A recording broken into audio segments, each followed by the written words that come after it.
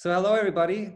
It's Innovate with Impact, hashtag small relief. Alessandro, I'm here today with Daniel and Sasha from Board Owl. Super excited to be here with them today. They have a really interesting story to tell, also for small businesses and startups. Hey, Sasha and Daniel, how's it going? Hi. Hello. So excited to see you. So before we get going, please quickly introduce yourselves. What have you been up to? What's been going on? What is Board Owl? What do I need to know about it? So, personally, I'm Daniel. I've been in executive search for quite a long time. Started in banking before that and tech before that. So come a little bit full circle now with Board Owl. Basically we've come up with a we think quite novel idea, and it was born out of self-need. So I put together an advisory board for Dart about 5 or 6 years ago now, which Sasha actually joined. That's how we got to know each other. And it was really through that amazing impact that this advisory board had on Dart that we sort of started coming around to the idea of creating Board Owl. On the one hand, we had a lot of increased interest in board positions and advisory board positions. We think for several reasons, partly because we're all living longer lives right now, and that's leading to sort of more of a multi-stage career, and people are looking for ways in which they can transition from one career into another, and board positions can be a very good way to do that. But also in order to give back, which is why the focus on startups in particular and charitable organizations. We think we've come up with a scalable way to get access and to develop more of the supply in this space in order to meet the high demand of board positions from professionals. But at this stage, let me hand over to you, Sasha, because I realize I've kind of run ahead without giving you the opportunity to get a word in edgewise. Sorry. Too excited. Thank you. And thank you, Alessandro, for this opportunity. Highly appreciate it. Sasha, our partner together with Dan at Dart. Since I'm a newbie, since September last year, I've joined Dart. But before that, Dart was not an unknown to me, as Daniel has put it. I was a part of the advisory board, which gave me an opportunity to learn how smaller companies working and with all and ups and downs a smaller company has to. It was a fantastic learning experience for me, where it brought me, after 20 years working in the financial industry, to think about is entrepreneurial path something for me or not. And by having the opportunity to work with Dan and the other advisory board members, it was pretty much clear that this is something I want to pursue going forward and take my experience I was privileged to take on during my 20 years of working in wealth management and leadership and technology, to pass this on and to as well build together with Dan a new business. And Board Owl is one of the new ventures we are launching as we speak. And actually the idea was born while we were working together in this advisory board of Dart. Mm. That's amazing. I mean, needless to say, we have known each other for a while now, and I hold both of you guys in very high esteem, and I'm, very excited about this opportunity. And I think it's very great that you're looking at this as an opportunity of giving back and, targeting, small businesses and philanthropic organizations. So if it's okay with you guys, let's maybe dive a little bit deeper into that. So what are some of the key challenges that you have been facing in the past couple of weeks? It's challenging already to start a business, right? Or start a new venture, but on top of it, we are now in this crisis. So what's been going on in the past few weeks for you guys? I think, needless to say, it's tough times. It's challenging. We do see, from a Dart's perspective, a mixed picture. We obviously see that clients put their projects on hold. They reassessing what the year will bring and the different scenarios. And we have to say, yes, we feel it, especially as a smaller company. But nevertheless, there as well, the other approach where we can help and where clients do use this time they have at hand and prepare what's after the crisis, which I think it's quite resonates with me, and to think, okay, what is then after the crisis? And we are reaching out, we are being close to our clients, we are being close to our candidates to as well, who are looking for advice in which direction they should go. And despite the lockdown, I have to say, we're quite happy that we could as well close a few mandates in the last 3 weeks. And this is by just being, close, just to focus on the positives. And it was quite encouraging. We all work from home, obviously. Technology helps. It helps a lot.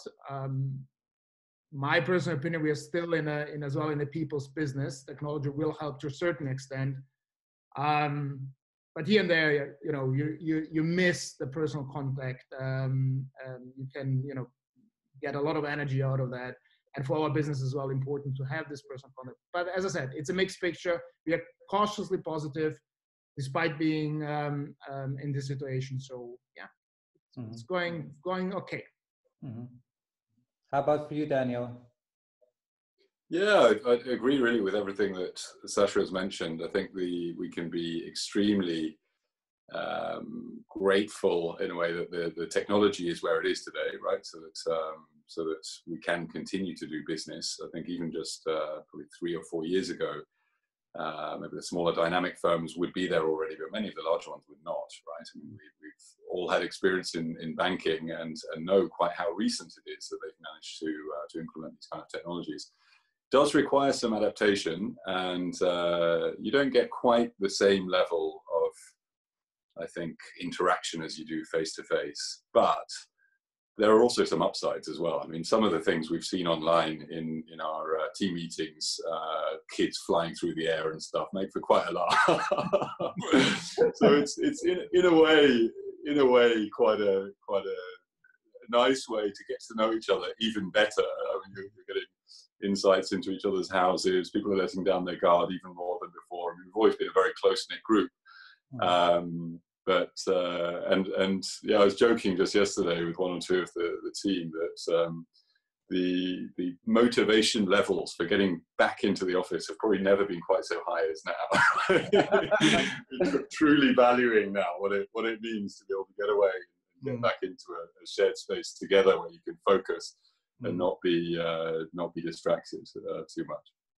It's such an important... Actually, my dog is hiding when he sees me because I'm going out with him for the he liked it in the beginning, but now he really hides. I think dogs are suffering from this. Yeah, no, I mean, honestly, across the interviews that I've done, it's a common denominator that I keep seeing popping up. It's this human element.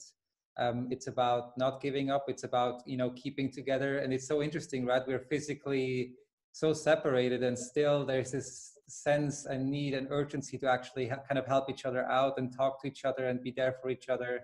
And so there's some really beautiful stories that I think are emerging out of this. I fully agree with that, Alessandro. Sorry for cutting you off, but I think it's a very valid point. And you can always, I mean, the pressures are there, no doubt. But we were discussing earlier how, we are in a very privileged place here in Switzerland. I think, it's impossible to do everything right by everyone. And where the government is not able to perhaps do things perfectly, there is an opportunity, right, to fill that gap and to help one another. We're all in the same boat. And I think it really, you, as in any situation, you always have a choice how you react to it. Are you, do you panic and go into lockdown fully, or do you seize the opportunity actually to help one another out and to, in a way, perhaps differentiate yourself in strengthen your relationships with your clients, even with your peers in the market, by being there for them and going the extra mile. Mm-hmm. It's so true. And I see different perspectives right now. This was also one of the reasons why I started this initiative. I can really see some people are retracting and pulling back and waiting, and other people are going full force. And the most interesting part about this, and I've been talking a little bit about this kind of like David and Goliath situation, right? The most interesting part to me is that in extreme times like these, the really interesting part is that very often the small players can start making a huge difference, even for their larger partners. So there's a variety of examples that I've seen with startups that said, okay, you know what, we are being handed lemons, let's start making lemonade. They started reaching out to all their partners. And now, actually, even in this time where it was going to be close to impossible, I'm talking about certain markets that are like, really, you would think it's going to be really tough. They actually were able to line up partners and started new initiatives and had entirely new opportunities just because they're looking at the glass half full. And I think this is really, really exciting. So going a little bit more, deeply into Board Owl, because I think this is, a really important subject also for this call. What can I do if if I'm interested in working with you guys? How can I reach out, and what are the opportunities? What do I need to know? So there are basically two target audiences, right? There are the individuals who might be one of those groups that I referred to earlier. They're either looking to add some spice or variety to their current working careers. They may not want to change per se, but they would like to get involved in other things.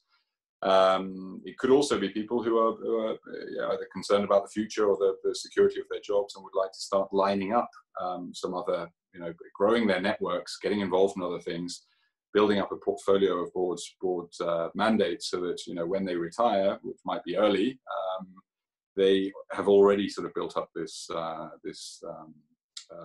portfolio. And then on the other side, you've got the startups, charitable organizations, and also the small and mid-sized enterprises. And we, having made the experience ourselves and really the impact of our advisory board, we went for an advisory board over a corporate board in our case, the impact has just been phenomenal, right? And we believe that there is so much impact to be had particularly within these small companies, that I think so far have missed the trick a little bit, partly because of the barrier to entry, right? We're in the very fortunate situation that our core business, Dart, is executive search. So by default, we have access to thousands of people at the very upper echelons of various organizations. Many other businesses do not. So I think this is something that actually, particularly in this time, could be of great added value to companies, small and mid-size, and particularly startups as well. And in fact, we've put our money where our mouth is, and have extended our own advisory board during this period of lockdown, using our own platform, partly because whilst business continues with existing clients and contacts, it can be quite difficult to build up new relationships with people you don't yet know online without having the opportunity to meet them. Certainly at this stage, right, while we're still in the frame of mind of personal contacts and getting to know people personally. And that's been one of the great advantages that we've seen through our advisory board, when you've got people with gravitas and their own networks, and you plug them into your company, and they have a genuine passion for what you're doing. Mm-hmm. And we've seen the impact immediately. I mean, they can leverage their personal relationships and open up doors during this time when actually we're not able to leave our houses to meet people. Mm-hmm. And yeah, I mean, the platform is there, it's online. They can visit us as a first step, I think, on boardowl.com. And then, if there are already some resources, there are some blogs up there which give you some first insights into what first steps you might want to take, or what makes you board ready, thoughts on compensation and things like that. And if you realize, yes, actually this could be something for you, either as a company or an individual, There's a very easy registration process you can go through. You have to award yourself some points across multiple areas, functional and sector experience, as well as, and this is an important one for us, personal traits, because we think that things like trustworthiness, communication, things like that are also key things you should be looking at when matching, between an individual and a company. Mm-hmm. And as a member, you then have access to a lot of resources, either guides, education as well. We're launching some workshops with very highly qualified board members, looking into the collaboration right now with a very renowned business school to also offer some of their educational programs in the corporate governance space. And once you're online, you're eligible to be matched. We've got a strong pipeline of board opportunities right now, which and we run a matching cycle about every 2 weeks. Mm-hmm. And those board opportunities are then sent through to the individuals for review, where they strongly match. And at that point, you can kind of decide, yes, like the look of this company, or not for me at this stage. At which point we make the connection and allow those two parties to take it from there. I just want to add, when everything what Dan has said, especially for a small or medium-sized company having a board right now, I believe that obviously it's normal to focus what's happening right now and really to have the eye on the problem only. But having somebody, right, your active network, your advisory board, your board of directors in these difficult times, I think, and a diverse board with different backgrounds and experience can really help to somebody who listens. Just, sometimes it's really helpful just that somebody listens about your concerns and what's going on, but as well to take you out of if you're in a hole, so to say, and give you advice and prepare, especially not only for the crisis itself, what's happening right now, but especially what is happening after the crisis. Are you prepared when all of this will be over, and will be over one day? So how are you going to restart? So are you ready? Is everything lined up? Where do you need to reach out? Communicate that you're basically back to business, back to normal. Mm-hmm. And somebody who's at your side can be very, very valuable in our view. Mm-hmm. I have no doubt about it. And like I said, I'm really excited about sharing this interview, and we'll definitely link to your website, boardowl.com. We'll obviously tag you in the post as well. And I really hope that, this will, and not only hope, I know that this will be a very fruitful endeavor. And I think there's going to be a lot of exciting things coming out of this. Guys, one last question. What are you doing? What's the first thing that you guys are going to be doing once you get out of this lockdown situation and you can roam freely again? I'm going to get a haircut, I think. I'm using tons of hair products, and I'm quite looking forward to going back to more of a natural. What about you, Sasha? Going out, maybe meeting friends, having 2-3 beers, and just relax and talk about it. Let's do that. Well, I kind of cut my hair myself. My wife is helping me with that. But on the beer front, I totally agree with you guys. We should definitely meet up once all of this is done. I very much look forward to seeing you guys. Same here. Great. And thanks a lot, Ale. You're doing a great job. Really appreciate everything you're doing for the small and mid-sized business community. It's really great work. I really appreciate that feedback. Thank you so much, guys. I look forward to seeing you soon. Ciao. Take care. Ciao. Cheers.